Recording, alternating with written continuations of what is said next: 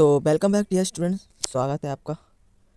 Students, आज हम discuss करने वाले हैं बिजनेस स्टडी चैप्टर जो फर्स्ट है आपका, nature and significance of management. इसके कुछ इंपॉर्टेंट एमसीक्यूज़ के ऊपर हम बात करने वाले हैं जो कि पेपर के अंदर आते हैं। ठीक है, ये कौन से एमसीक्यू हैं हम इसके बारे में जानेंगे, साथ ही साथ इस एमसीक्यू के अंदर कुछ थोड़ा बहुत हम रिवाइज भी करते रहेंगे इस चैप्टर के बारे में। ठीक है, तो चलिए स्टार्ट करते हैं अपने एमसीक्यूज़ को। तो पहला आपका एमसीक्यू आता है, पहला जो क्वेश्चन है आपका वो क्या है, तो यहाँ कह रहा है पहला question, name the process which provides the requisite amount, quality, timing and sequence of efforts and ensure that planned objectives are achieved with a minimum of conflict।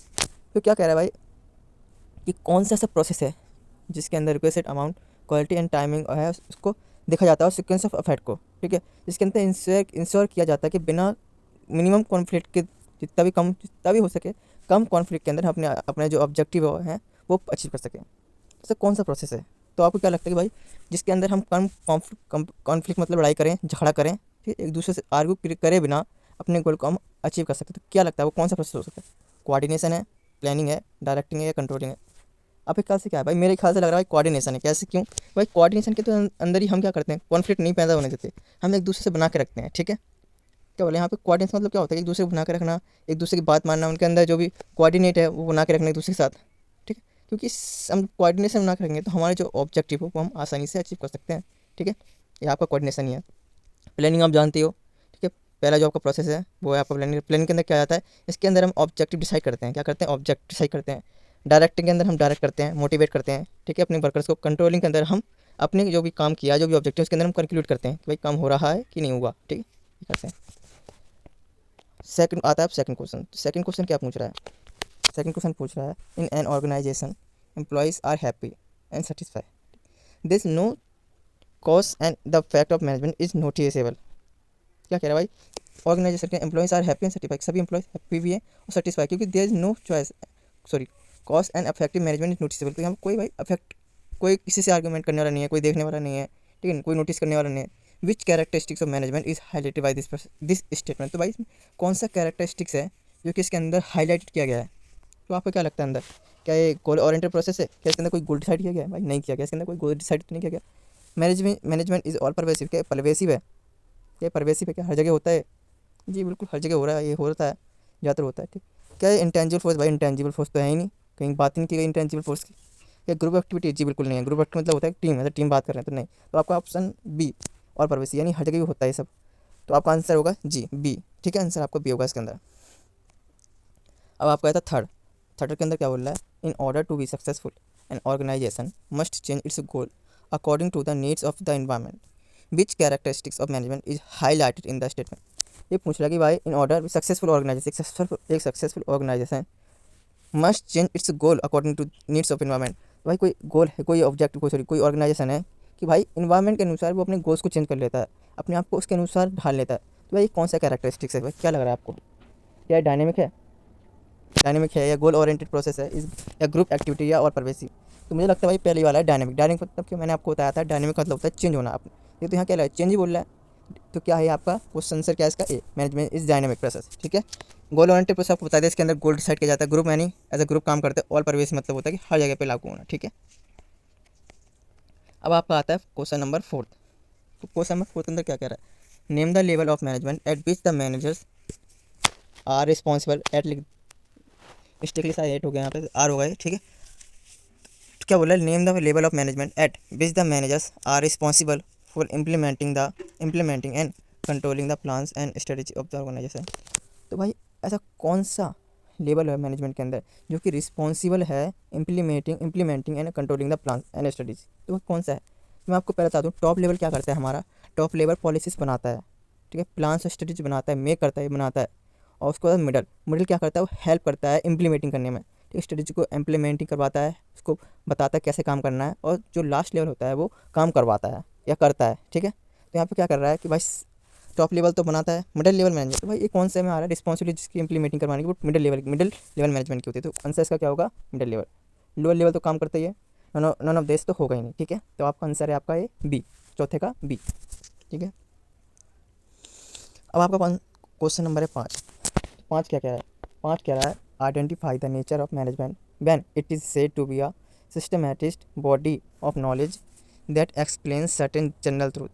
तो इसमें क्या करा भाई, आइडेंटिफाई कीजिए नेचर ऑफ मैनेजमेंट, कौन सा nature है management का, ठीक है, जिसके अंदर क्या रहा है systematic body of knowledge and that explain certain general truth. इसके अंदर हम सिस्टमेटिक बॉडी ऑफ नॉलेज को हम देते हैं और एक्सप्लेन करते हैं जनरल ट्रूथ के बारे में बताते हैं। तो क्या लगता है क्या है, ध्यान दीजिए दोस्तों, जहाँ पर सिस्टमेटिक बॉडी ऑफ नॉलेज आए वहाँ पर साइंस का यूज होता है।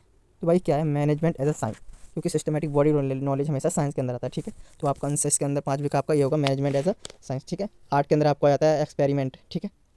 प्रोफेशन का होता है तो किसी एक डिग्री होती है, कोई इनपुट डिग्री की बात करते हैं तो वहाँ पे हमारा डिग्री आएगा।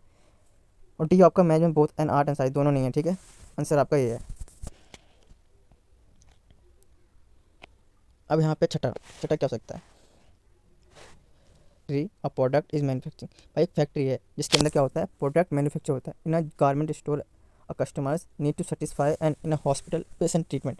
तो भाई स्टोर को कस्टमर की जरूरत है सेटिस्फेक्शन के लिए, hospital patient management translation their work in term of goal to achieve and assign the means to achieve it. Management क्या क्या किया भाई, ट्रांसलेशन किया काम को एंड सबको अपने काम पे लगाया और गोल ऑब्जेक्टिव के लिए कहा कि हमें गोल ऑब्जेक्टिव वाला हमारा गोल है, हमें अचीव करना है, ठीक है। तो पूछ रहा है कि identify the dimensions of management discuss किया। तो कौन सा डायमेंशन यहाँ पर डिस्कस किया गया, ध्यान दीजिए, हम 3 डायमेंशन हमने पढ़ा था कि भाई मैनेजमेंट के 3 डायमेंशन होते हैं। कौन कौन से होता कौन से होते हैं, पहला पहला कौन कौन होता है, ठीक है। पहला होता है आपका वर्क, दूसरा पीपल, तीसरा ये कह रहा है ऑपरेशन। तो इन तीनों में कौन सी की बात की गई है भाई, पीपल की तो नहीं कह गई है, काम के बारे में कह रहा है। Management translate their work in terms of goals to achieve and assign means to achieve it.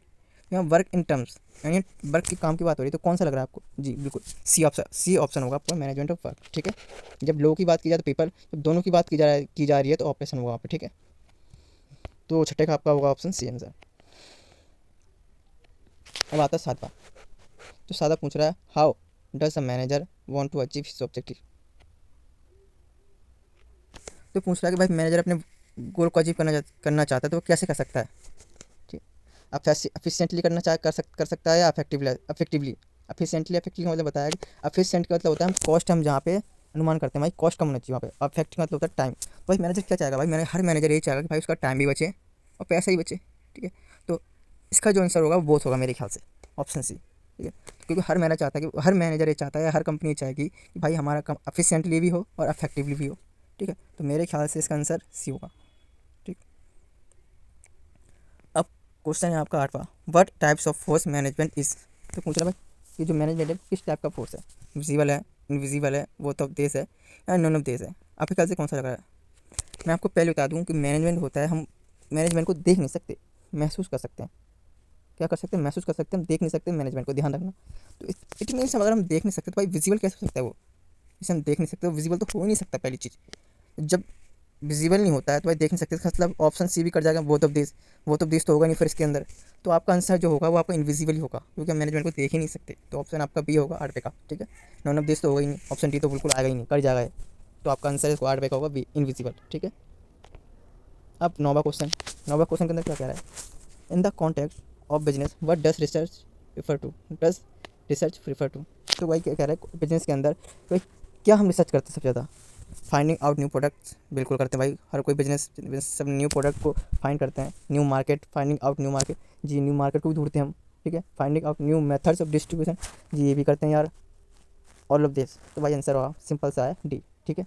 इसमें कोई मत्था पच्ची नहीं करना है अपन को, तो ऑप्शन आपका डी होगा इसके अंदर। हम क्योंकि तीनों करते हैं यार बिजनेस के अंदर। तो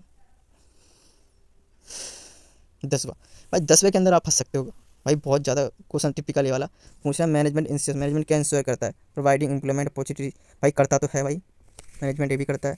मेंटेनिंग प्रॉफिट, भाई ये भी हो सकता है। C ensuring maximum utilisation of resources, भाई ये तो करता ही है, पूरा कंफर्म है कि भाई मैनेजमेंट क्या करता है, इंश्योर करता है मैक्सिमम यूटिलाइजेशन ऑफ रिसोर्स। तो ऑप्शन सी इसके अंदर होगा, ठीक है। क्योंकि भाई मैनेजमेंट क्या करता है, इंश्योर करता है कि भाई जितना भी रिसोर्स है उसको अच्छे से अच्छे तरीके से उसे यूटिलाइजेशन किया जाए। कंट्रोल ऑफ कॉस्ट करता है, तो कंट्रोल कॉस्ट भी कंट्रोल करता है। लेकिन जो ऑप्शन सी होगा वो ज़्यादा दे रहा है इसमें से, क्योंकि जितनी चीज़ें आ रही है मैनेजमेंट के अंदर भाई ये किया जाता है कि जितने भी रिसोर्स हैं मैनेजमेंट के अंदर उसको यूटिलाइज किया जाए अच्छे तरीके से, ठीक है। तो ऑप्शन इसका 10वें का होगा आपका सी, ठीक है। ये सारे आपको क्वेश्चन करवा दिया, ऐसे बहुत ज़्यादा इंपॉर्टेंट है, आपको रिवाइज करना है, ऐसे आंसर पढ़ना है, ठीक है। आपको खुद ट्राई करना है एक बार, उसके आंसर भी नीचे दे रखे हैं, आप चाहे तो स्क्रीनशॉट ले सकते हैं, ठीक है। आंसर किए हैं, सबके आंसर दे रखे हैं, ठीक है। तो ये भाई बहुत ज़्यादा इंपॉर्टेंट है, ट्राई करना है कि आप जरूर करके जाएँ एमसीक्यू